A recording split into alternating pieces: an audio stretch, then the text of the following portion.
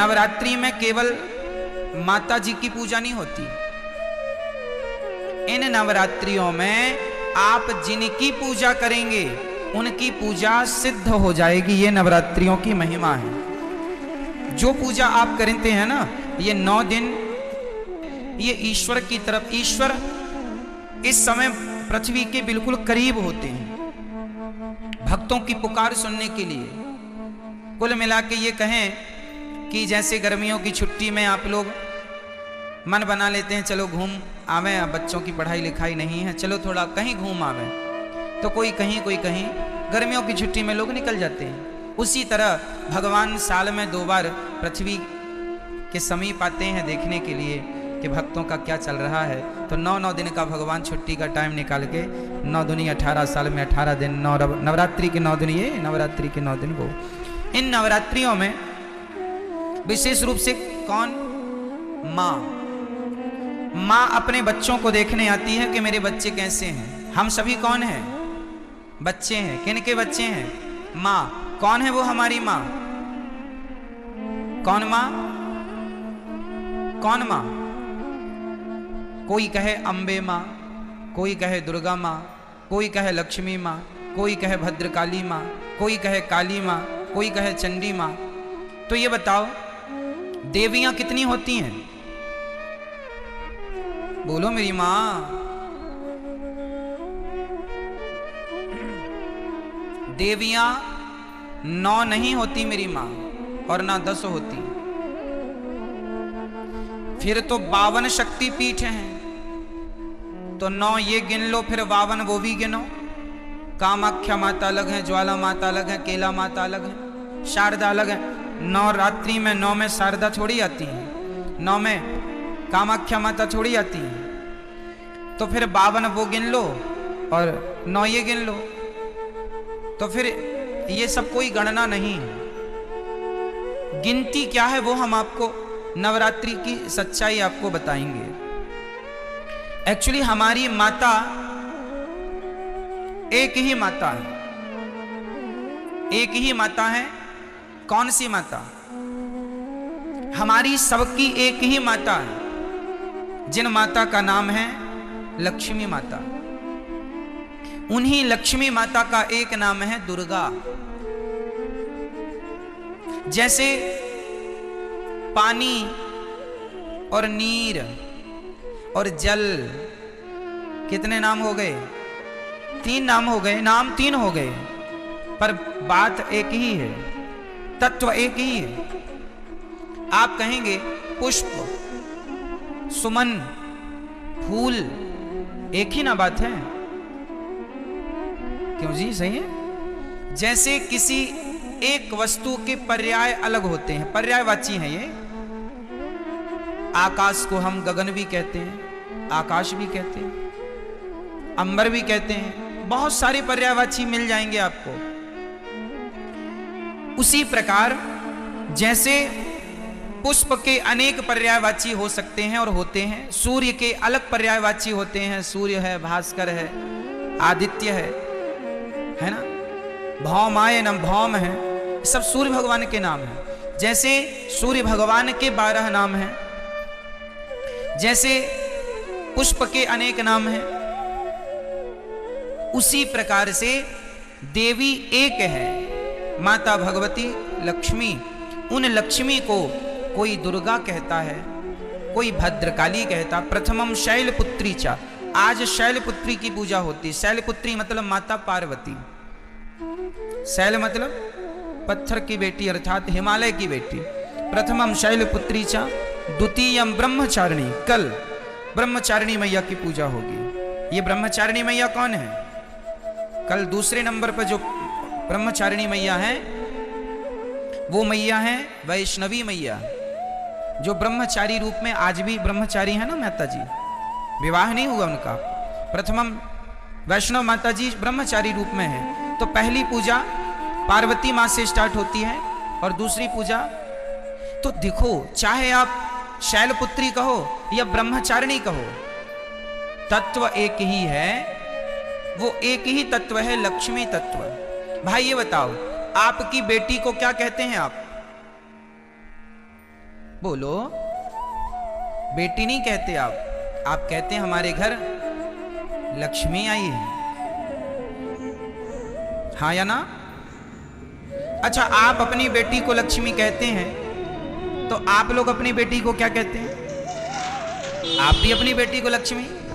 मतलब इस धरती में चाहे बेटी हो, अरे हमारे भारत में बहुओं को भी लक्ष्मी कहा जाता है। जब घर में बहू आती है तो हमारे यहाँ कहते हैं लक्ष्मी के पांव पड़ते ही घर में सब मंगल हुआ है। क्यों? हमारे यहाँ बेटी को क्या कहते हैं और बहू को क्या कहते हैं? और माँ क्या होती है? बोलो, माँ क्या है? माँ भी लक्ष्मी है। सही है। कुल मिला के हम लोग अभी नवरात्रि में कन्या जिमाते हैं ना, कन्या भोजन कराते हैं, तो क्या सोच के कराते हो कि हमारे घर माता लक्ष्मी आई। दुर्गा मान लो, लक्ष्मी कहो, शारदा कहो, भद्रकाली कहो, महाकाली कहो, चंडी कहो, कुछ भी कह लो, पर्यायवाची है। तत्व एक ही है, लक्ष्मी तत्व। श्रीश्चते लक्ष्मीश्च पत्न्या बहोरात्रे पार्श्वे नक्षत्राणि। कहने का तात्पर्य यह है, वेदों में एक ही तत्व की उपासना है, श्री तत्व, मतलब लक्ष्मी तत्व। वही लक्ष्मी तत्व दुर्गा के नाम से जानी जाती हैं।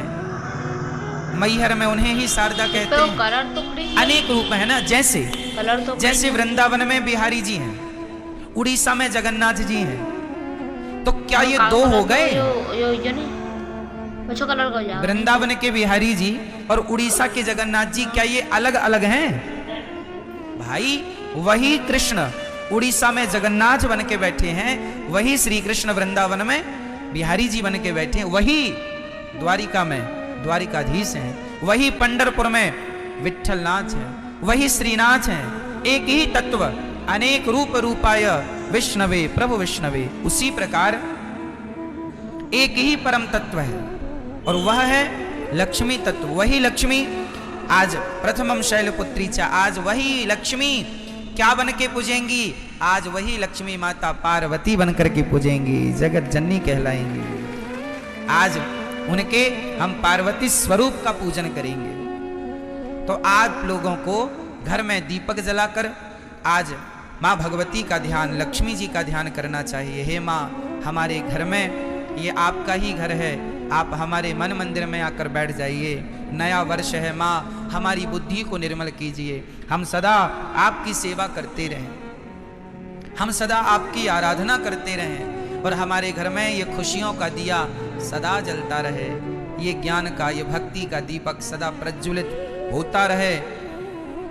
आज के दिन आपको राम रक्षा स्तोत्र, नारायण कवच का पाठ करना चाहिए। जो भी पाठ करेंगे, कुछ ना आवे तो श्रीमन नारायण श्रीमन, आप आज श्रीमन नारायण का जाप करें तो वह नारायण का जाप भी सिद्ध होगा। आप यदि ओम नमः शिवाय का भी जाप करें तो आज जो भी जपेंगे वो सिद्ध होगा। आप ओम नमः शिवाय जपें या गंग गणपतये जपें या दुर्गा माता जी का मंत्र जपें या फिर आप श्रीमन नारायण जपें, जो भी आज जपेंगे, आज मतलब 9 दिन तक निरंतर, वो आपका सिद्ध। इसलिए ये 9 दिन विशेष पूजा पाठ के लिए निकाले जाते हैं। साल भर आप फुर्सत नहीं पाते, समय मिलता नहीं है, 9 दिन का समय निकाल लो और पूर्ण रूप से भगवान के होकर भगवान की शरण में रहो। ये नवरात्रि है, ठीक है। जो आप जपेंगे उसमें आपको सिद्धि प्राप्त हो। तो इसलिए इन 9 दिनों में बहुत अच्छे से हमें अपना जीवन आनंद पूर्वक व्यतीत करना चाहिए। और यहाँ पर एक संकेत भी है कि दुनिया वालों, नवरात्रि में जिन कन्याओं को बुला बुला कर, पांव धोकर, माहौर लगाकर जिनकी पूजा करते हो, जिन्हें दक्षिणा देकर विदा करते हो, खीर पूड़ी खवाते हो, उन कन्याओं को केवल एक दिन के लिए देवी ना मानो, सदा सदा के लिए नारियों को देवी मान के उनकी सेवा, उनका सम्मान करो। नारी का सम्मान सदा लक्ष्मी मान के।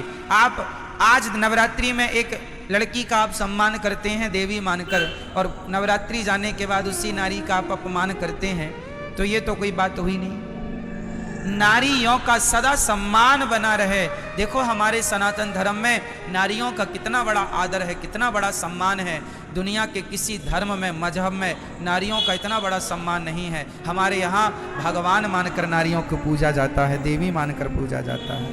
और केवल नवरात्रि में नहीं, नवरात्रि आई तो नवरात्रि के द्वारा तुम ये मान लो कि भाई ये सदा सर्वत्र पूज्य है। नारी तो सदा पूज्य है, केवल नवरात्रि में नहीं, ऐसा नहीं, सर्वत्र सब जगह हमेशा 365 दिन। तो नवरात्रि की बड़ी महिमा है।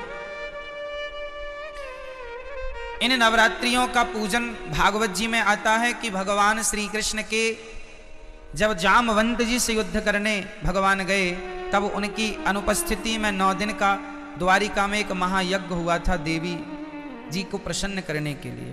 तो नवरात्रि तो भगवान श्री कृष्ण भी मनाते थे, नवरात्रि तो भगवान श्री राम भी मनाते थे। तो आप सभी को नवरात्रि की लाखों लाख शुभकामनाएं, बधाई, आपका जीवन मंगलमय हो।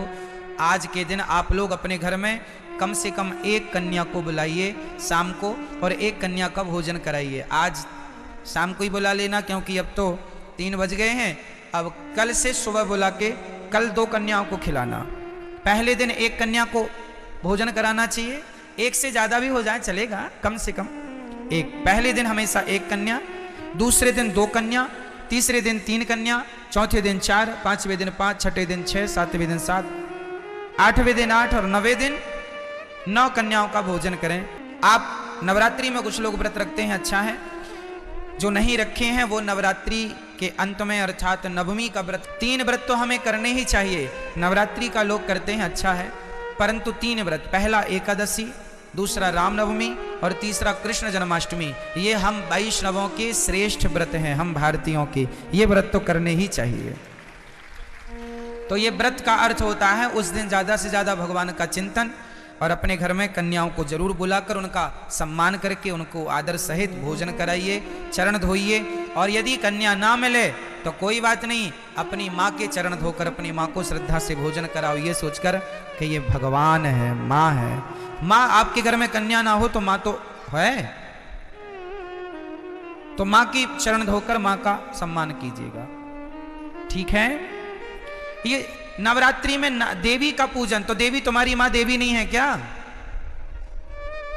क्यों? माँ से बड़ी कोई देवी है? इसलिए अपनी माँ। कई लोग ना अभी इस नवरात्रि में तो नहीं, जो अगली नवरात्रि आएगी वो नवरात्रियों में, उस नवरात्रियों में लोग माता जी घर घर बिठाते हैं, हर गली चौराहे में माता जी बैठती हैं ना। हम कहते हैं कि आप मिट्टी की माता जी बनवा के बिठाते हैं, अच्छा है, सम्मान कीजिए, श्रद्धा रखिए, अच्छा है, सब ठीक है।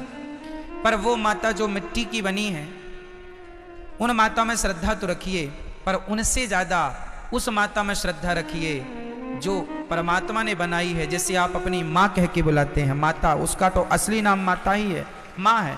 विडंबना तो ये है कि आज लोग मंदिरों में जाके माता जी को तो जल चढ़ाते हैं, माता जी की जय जयकार करते हैं, पर खुद की माता जी भूखी मर रही हैं, खुद की जन्म देने वाली माता प्यासी मर रही हैं, और आप जय माता दी के नारे लगा रहे हैं। इससे फायदा क्या है ये बताइए। कई लोग ना बड़ी होड़ करते हैं, खासकर नवरात्रियों में। क्या होड़ करते हैं कि उन्होंने भंडारे में 50,000 खर्च किया, हम 1 लाख का भंडारा करेंगे। उस कॉलोनी में 2 लाख का भंडारा हुआ, हम 3 लाख का भंडारा करेंगे। क्या होगा इससे? तुम देवी को खुश कर लोगे? अरे ये ना देखो कि भंडारा कितना बड़ा करना है, ठीक है, जरूरतमंदों को भोजन कराना जरूरी है, ठीक है, कराना चाहिए, अन्नदान श्रेष्ठ दान है। पर ये मत भूलिए कि आप अपनी 50,000 का भंडारा तो आप करा रहे हैं, सबको खिला रहे हैं, पर खुद की माँ बुढ़ापे में अलग बनाकर खा रही है, तो आप कौन सी देवी को खुश कर रहे हैं? क्या आपके इस व्यवहार से आपकी खुद की माँ भूखी मर रही है और आप सबको भरपेट भोजन कराएं, क्या आपके इस व्यवहार से माँ भगवती प्रसन्न हो जाएगी? इसका विशेष ध्यान रखना चाहिए। और हम सभी को इंसानों को भगवान मानना चाहिए। किसको भगवान मानना चाहिए? हमारी माँ भगवान है, हमारे पिता भगवान है, हमारे पति भगवान है, हमारे गुरु भगवान है, हमारे अतिथि भगवान है। जो इनमें भगवान का दर्शन कर लेगा वो फिर पत्थरों में भी ईश्वर का दर्शन कर लेगा। जो इंसानों में ना कर पाया वो पत्थर कभी नहीं पूजता रहे, झूठा पूज रहा है, झूठे ही है। है ना। कबीर जी लिखते हैं कि पाहन पूजे हरि मिले, पाहन मीन्स पत्थर होता, पाहन पूजे हरि मिले तो मैं पूजू पहाड़, तासे तो चक्की भली जो पीस खाए संसार। पत्थर ही पूजना है तो तुम्हारी चक्की भी पत्थर की होती है, उसी को पूज लो, क्योंकि वो तो कम से कम तुम्हें आटा देती है पीस के। पत्थर ही पूजने हैं तो चक्की को क्यों नहीं पूजते। तो पत्थर पूजने की बातें नहीं है हमारे सनातन धर्म में। हमारे यहां मंदिर बाद में बने हैं।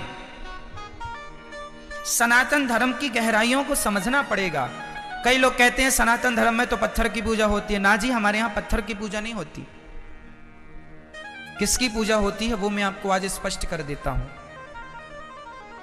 सुनो, हमारे वेद कहते हैं, पहला वाक्य है मातृदेवो भव, पितृदेवो भव, आचार्य देवो भव, अतिथि देवो भव। ये 4 वाक्य वेद का पहला मंत्र है। ये वेद यहां से शुरू होते हैं। पहली आज्ञा वेदों की क्या है? मातृदेवो भव, मां को भगवान मानकर सेवा करो, ये वेदों की पहली आज्ञा है। पिता को भगवान मानकर उनकी सेवा करो, ये वेद की दूसरी आज्ञा है। अतिथि को भगवान मानकर सेवा करो, ये तीसरी आज्ञा है। और गुरु को भगवान मानकर सेवा करो, ये चौथी आज्ञा है। अब सोचो, ध्यान से समझना, जो व्यक्ति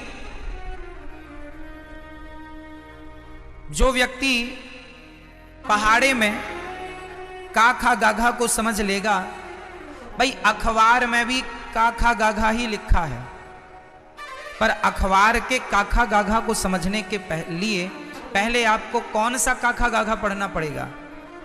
स्कूल में जाकर।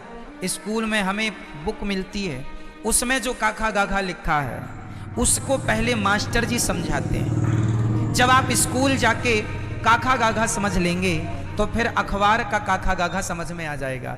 यदि